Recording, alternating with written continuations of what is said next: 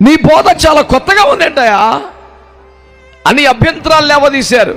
ఆ బోధ కొత్తగా మాత్రమే ఉంటే ఇంత పేచీ లేకపోను, అది కాస్త కఠినంగా కూడా ఉందట.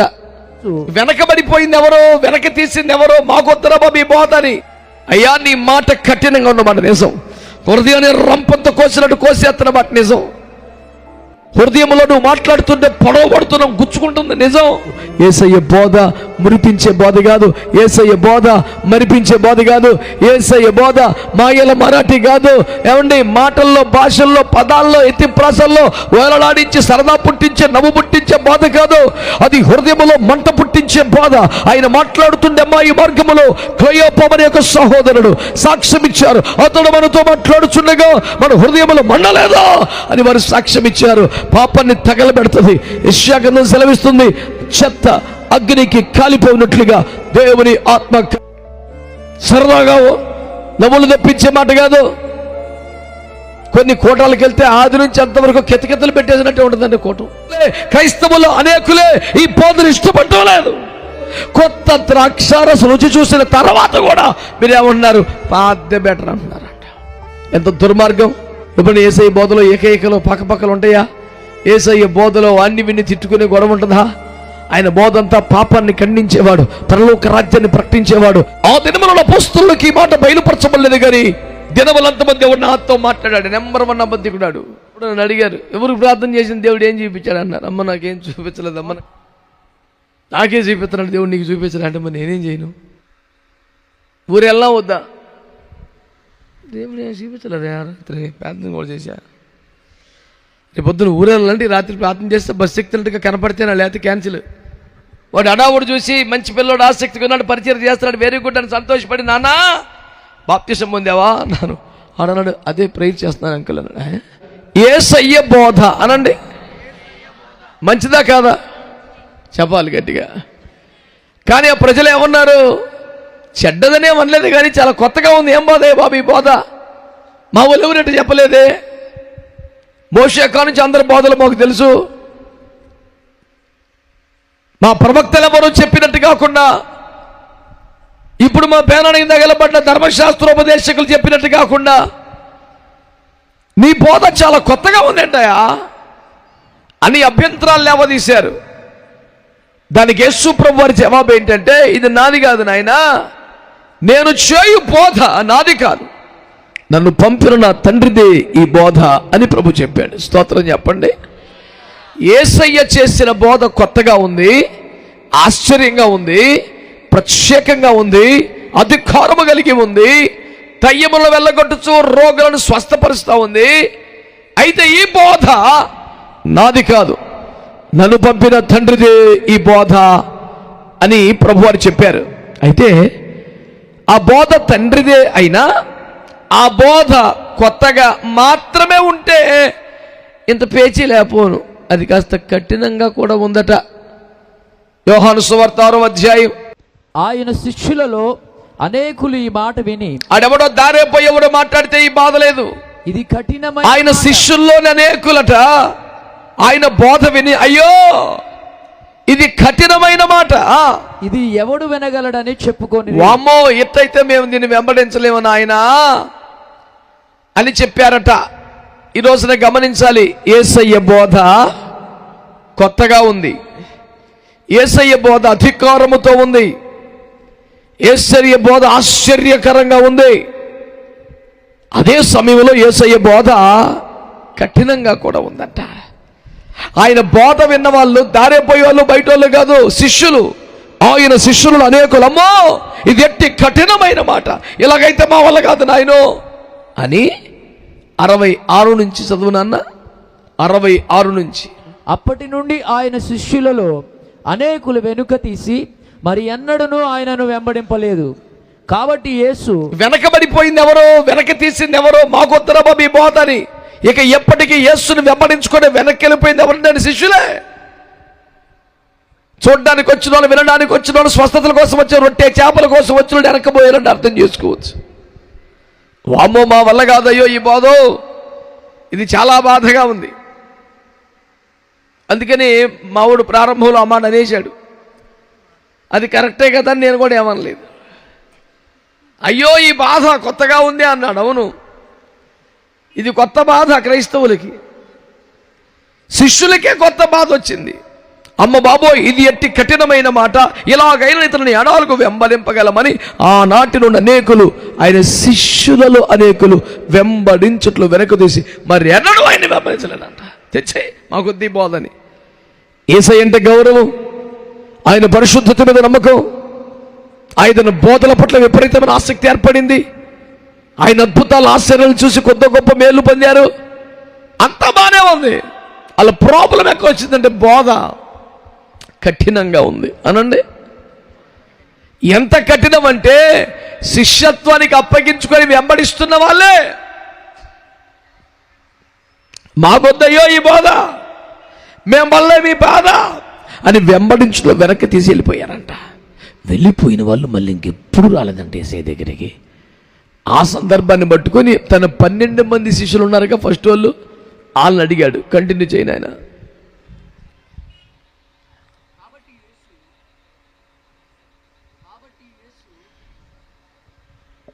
స్విచ్ ఆఫ్ చేసావా? కాబట్టి యేసు, మీరు కూడా వెళ్ళిపోవాలని ఉన్నారా? ఆ 12 మంది అడిగారు, అయ్యా చాలా మంది వెళ్ళిపోయారు, మీరు కూడా వెళ్ళిపోవాలని ఉన్నారా అని 12 మందిని ఆ 12 మందిని అడిగితే సీమోను పేతురు లేచి వారందరి పక్షంగా ఒక మాట మాట్లాడాడు. ప్రభువా, ఎవని యొద్దకు వెళ్ళదు? ప్రభువా, ఎవని యొద్దకు వెళ్ళమంటావు మమ్మల్ని? నీవే నిత్య జీవపు మాటలు కలిగిన వాడివి. మీకు ఓపుకుంటే ఇష్టమైతే చప్పట్లు కొట్టేసరి మహింపరచండి. దేవునికి స్తోత్రం కలుగునుగాక. శిష్యులలోనే సగం మంది మాకొద్దురా బాబు ఈ బోధ, మేము మళ్ళీ మీ బాధని వెళ్ళిపోతే, అదే శిష్యులు ఇంకొంతమంది అంటున్నారు, ఆ 12 మంది అంటున్నారు, మేము ఎవరి యొద్దకు వెళ్ళగలం? నీ దగ్గరికి వస్తే భక్తి భుక్తి రెండు వస్తున్నాయి. స్వామి కార్యం స్వకార్యం జరుగుతుంది, ఇటు భక్తి చేసినట్టు ఉంటుంది, ఇటు రొట్టె చేపలు దొరుకుతున్నాయి. బ్రహ్మాండంగా ఉంది వ్యవహారం, ఇది ఏదో ప్రార్థనకు వచ్చినట్టు ఉంటుంది, భోజనాలు కూడా అమ్ముతున్నాయి. ఇదే కరెక్ట్గా ఉంది మాకని అన్నారా? అల్లా వాళ్ళు ఏమన్నారు తెలుసా? మేము ఎవరి వద్దకు పోగలము, నీవే స్వస్థత వరములు కలిగిన వాడివి, నీవే అద్భుతములు చేయుచున్న వాడివి, నీవే రొట్టె చేపలు పంచుచున్న వాడివి, ఏమిలో అయ్యా నీ మాట కఠినంగా ఉన్నమాట నిజం. హృదయాన్ని రంపంతో కోసినట్టు కోసేస్తున్న మాట నిజం. హృదయంలో నువ్వు మాట్లాడుతుంటే పొడవబడుతున్నాం, గుచ్చుకుంటుంది నిజం. కానీ ఇవి నిత్య జీవమును కలుగు చేయు మాటలు. కఠినంగా ఉన్నా, ఇబ్బంది పెట్టినా, గాయపరిచినా, కొంచెం రక్తం ఒడుతున్నట్టుగా ఉన్న హృదయం రంపపు కోత గురైనా, దీని వలన మాకు నిత్య జీవం లభిస్తుంది. పాపము నుండి మళ్లించబడుతున్నాం, దుష్టత్తులను మళ్లించబడుతున్నాం, పాపము నుండి విమోచించబడుతున్నాం. అదిగో మహిమలోనికి, స్వర్గానికి, పరలోకానికి, మోక్షానికి వెళ్ళే అవకాశం సంపాదిస్తున్నాం. ఇది కఠినంగా ఉన్నప్పటికీ నిత్య జీవమును కలిగించుచున్నది కనుక మేము నిన్ను విడిచిపెట్టి వెళ్ళలేము అన్నారు. విచిత్రం ఏమిటంటే అదే ఒక్క ప్రసంగానికి సగం మంది వెళ్ళిపోయారు. అదే ప్రసంగానికి 12 మంది ఫిక్స్ అయిపోయారు. స్తోత్రం చెప్పండి. ఆ వెళ్ళిపోయినట్టే గాల్లోనే కలిసిపోయారు, వాళ్ళ చరిత్రలు ఎక్కడ లేరు. ఈ 12 మంది భూలోకమును తలకిందులు చేయగలిగారు. స్తోత్రం చెప్పండి గట్టిగా. మహిమగల దేవుని రాజ్యాన్ని స్థాపించారు. స్తోత్రం చెప్పండి. హల్లెలూయా. వాళ్ళ వ్యవహారం అప్పటితో అయిపోలేదు. దేవుని బిడ్డలారా, వారు ప్రారంభించిన పుణ్యానికి కొనసాగుతుంది. దేవునికి స్తోత్రం కలుగునుగాక. అక్కడితో కాదు, ప్రపంచ పునర్జన్మమందు ఇశ్రాయేలు 12 గోత్రాల న్యాయపీఠాల మీద ఈ 12 మందే న్యాయాధిపతులుగా దర్జాగా ఆశీనులై తీర్పులు తిప్పే ఛాన్స్ రాబోతా ఉంది. తన యెరూషలేమనబడే పరలోక పట్టణం పేరు మీద కూడా ఇలా 12 పేర్లు గుమ్మాల మీద రాయబడ్డాయి. ఎక్కడి ఆధిక్యత, ఎంతటి ఘనత, దేనికి రా ఇంత ఆశీర్వాదం వచ్చి పడిపోయిందంటే ఉపదేశం కఠినంగా ఉన్నా అది నిత్య జీవాన్ని కలిగిస్తుంది అనే కారణంతో ఉండిపోయారు వాళ్ళు. అవునని కానీ, ఆమెనని కానీ, స్తోత్రం అని కానీ అన్న వాళ్ళకు వందనాలు, మిగతా వాళ్ళకి ఇంకా చాలా వందనాలు. మౌనంగా ఉంటానికి ఏడు దాకా ఎందుకు వచ్చారమ్మా? నేను నమ్ముకున్న దేవుడు, స్తోత్రం చెప్పండి గట్టిగా. భూమికి పునాదులు వేసిన వాడు, దేవునికి స్తోత్రం కట్టుకునిగా. మానవ జీవితానికి నిర్మాణకుడు, స్తోత్రం చెప్పండి గట్టిగా. ప్రతి ఇల్లు ఎవడైనా ఒకడు కట్టుని కానీ సమస్తమును కట్టుచున్నవాడు దేవుడు అని వాక్యం తెలియజేస్తా ఉంది. హల్లెలూయా. ఇంటిని కట్టించవని దేవుని కృపని కీర్తన గ్రంథం తెలియజేస్తూ స్తోత్రం చెప్పండి గట్టిగా. హల్లెలూయా. ప్రపంచమును నిర్వహించుచున్నవాడు దేవుడని హెబ్రీ పత్రిక తెలియజేస్తుంది. స్తోత్రం చెప్పండి గట్టిగా.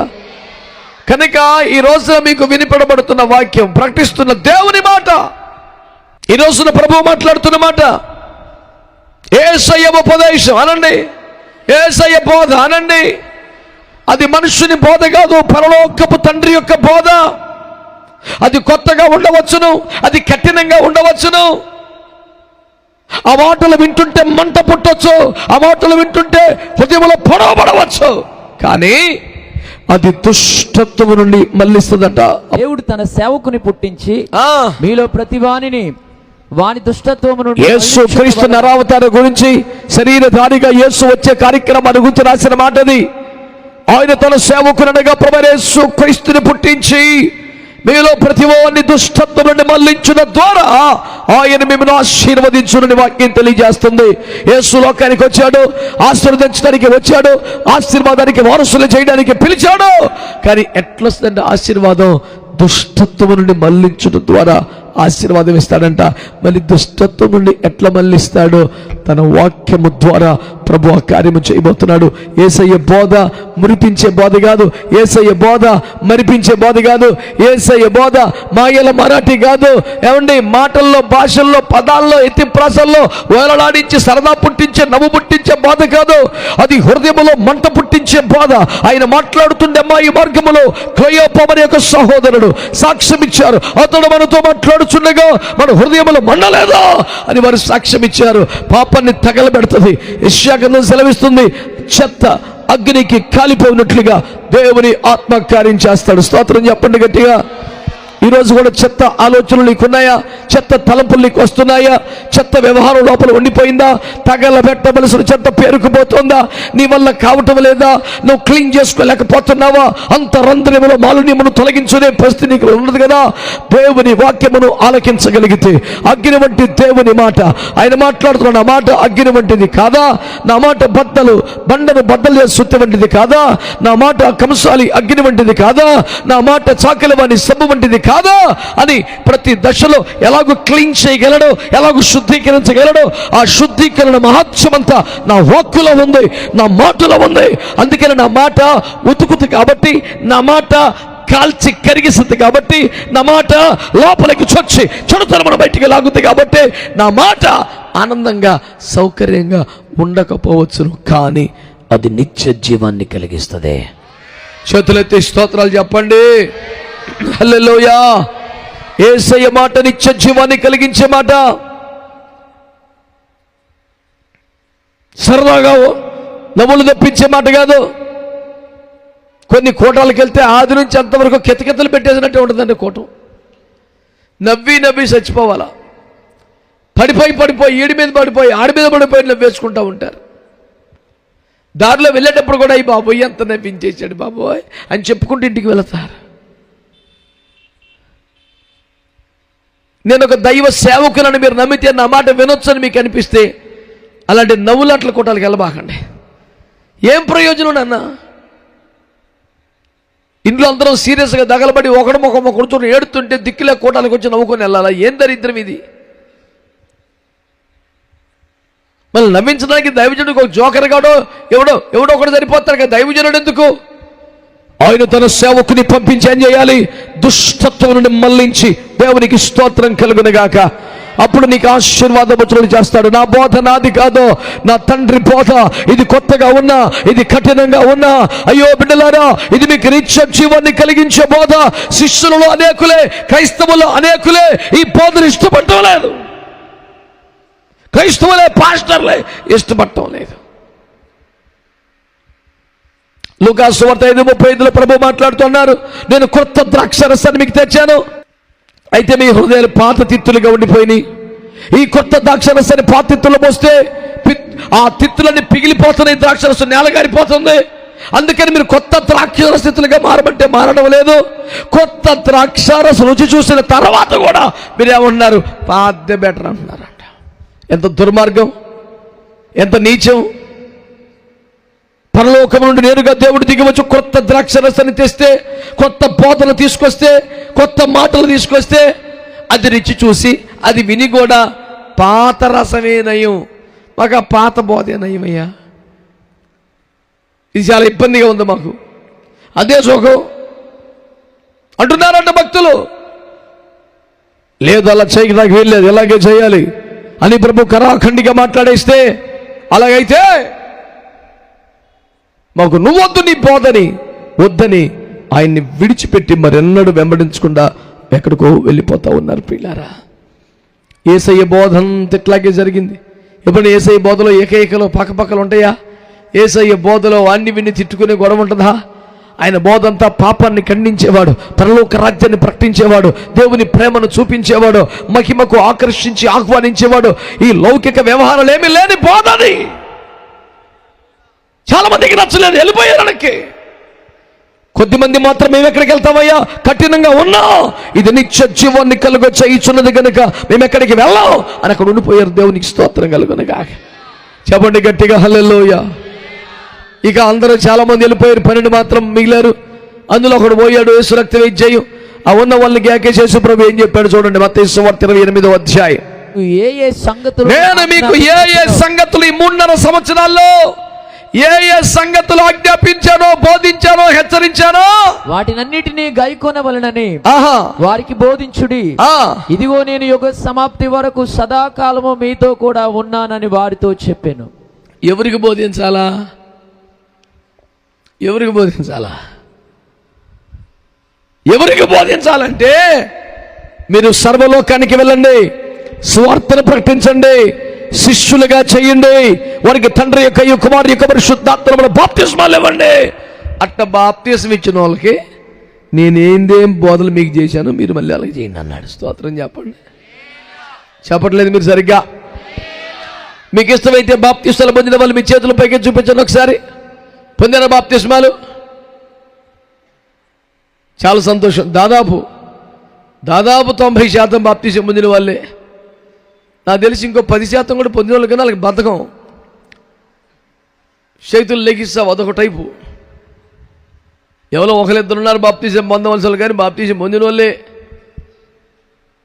పొద్దుగూకుల చేతులు పైకెత్తి మోసేకు బరువు ఎత్తిన గడికి ముందే బరువు. దేవునికి స్తోత్రం. మంచి వాళ్ళందరూ స్తోత్రం చెప్పండి. హల్లెలూయా. పిల్లారా, మీరు గమనిస్తే యేసుక్రీస్తు ప్రభువారు 3.5 సంవత్సరాల పాటు బోధలు చేసి అందులో శిష్యుల్ని పెంచి వెళ్ళిపోతా నాన్న మీరు సర్వలోకానికి వెళ్ళండి, సర్వ సృష్టికి సువార్తను ప్రకటించండి, సమస్త జనులను శిష్యులుగా చేయండి, వారికి తండ్రి కుమార పరిశుద్ధాత్మ నామములో బాప్తిస్మాలు ఇవ్వండి అనగా, నేను ఏ సంగతులు మీకు ఆజ్ఞాపించానో మళ్ళీ మీరు అయ్యే చెప్పండి అన్నాడు. స్తోత్రం చెప్పండి. హల్లెలూయా. అందరు చెప్పారా? ఎవరైతే యేసయ్య ప్రేమలోనికి వచ్చారో, రక్షణలోకి వచ్చారో, మారు మనసు పొందారో, బాప్తిస్మాలు పొందారో, శిష్యులకు దేవుడే ఆజ్ఞాపించాడో అయ్యి మళ్ళీ వీళ్ళందరికీ చెప్పాలంట. స్తోత్రం చెప్పండి. యేసయ్య ఎవరికి చెప్పాడండి? అపోస్తలులు ఎవరికి చెప్పాలండి? ఎవరైతే మారు మనసు పొందారో, బాప్తిస్మాలు పొందారో వాళ్ళందరికీ అదే చెప్పాలంట. యేసయ్య అపోస్తలులకు చెప్పినందున, అపోస్తలులు అదే చెప్పాల్సి ఉన్నందున దానికి ఏం పేరు వచ్చిందంటే అపోస్తలుల బోధ అని పేరు పెట్టారు. స్తోత్రం చెప్పండి. అది కూడా నేను కూడా రాత్రికి కూర్చొని ఆలోచించి తయారు చేసింది కాదు, బైబిల్లో రాసి ఉన్నమాటే. దేవునికి అందరూ మంచిగా స్తోత్రం చెప్పండి. ఇప్పుడు దేవుని బిడ్డలారా, ఇలాగా అపోస్తలుల బోధ, నానా నేను మీకు ఏం చెప్పాను అయ్యే చెప్పడరా మీరు మళ్ళీ ఏం చెప్పి వెళ్ళిపోయాడు ఆయన. యోధా పత్రిక 3వ వాక్యం చదవండి.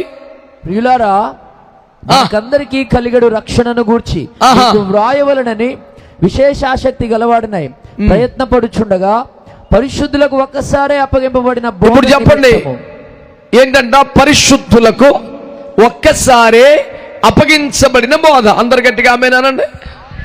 ఇప్పుడు తలలు పైకెత్తి నా వైపు చూడండి. నీకు యోధా పత్రిక దొరకపోతే వదిలే, నీకు దొరకదు ఇంకా అని ఓరి సింపేసేలా ఉన్నావు బైబిల్. అసలు అది ఎక్కడ ఉంటుందో సుమారుగా తెలిస్తే తప్ప, లేదా దీపం మెరిగించి చీపురు తెచ్చి ఇల్లంతా ఊడ్చి అని నానే వెతకాలంట. నీ పరిస్థితి దొరకదు ఇంకా. రోజు బైబిల్ చదువుకుంటారు బాబు ఇంట్లోని. క్యాలెండర్ కాడ తారీఖు దగ్గర ఏలు పెట్టి వెళ్ళిపోతున్నారు డ్యూటీకి. ఈ దొంగ బుద్ధి నశించునుగా. కమ్మక కాసేపు మంచి వాక్యాలు చదువుకొని వెళ్ళొచ్చుగా. దేవునికి స్తోత్రం కలుగునుగా. హల్లెలూయా.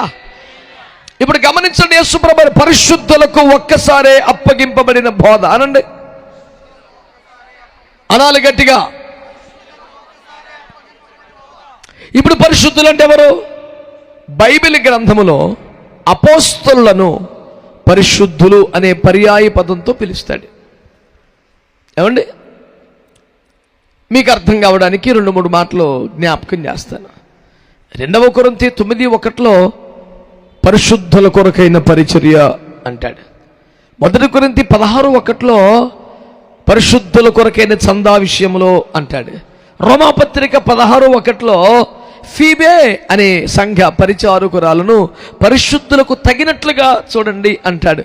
ఇలా పరిశుద్ధులు పరిశుద్ధులు అని మాట్లాడుతున్నప్పుడల్లా ఆయన మనస్సులో ఉన్నది ఎవరంటే అపోస్తలులు, అపోస్తలులు, అపోస్తలులు. ఆమేనండి.